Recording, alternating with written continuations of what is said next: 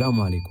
موعد وتوقيت مباراة المنتخب المغربي ضد الكاميرون في ربع نهائي كأس إفريقيا. يخوض المنتخب المغربي مواجهة صعبة أمام منتخب الكاميرون الجمعة المقبلة على ملعب الأمير مولاي عبد الله بالرباط ضمن منافسات دور الربع النهائي بكأس الأمم.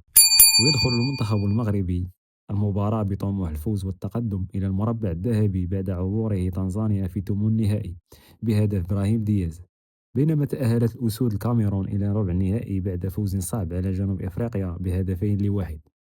موعد مباراة المغرب والكاميرون هو يوم الجمعة 9 يناير 2026، وتنطلق صافرة المباراة في تمام الساعة 8 مساء بتوقيت المغرب، والتاسعة مساء بتوقيت مصر والسودان، وفي تمام الساعة 10 مساء بتوقيت السعودية وقطر.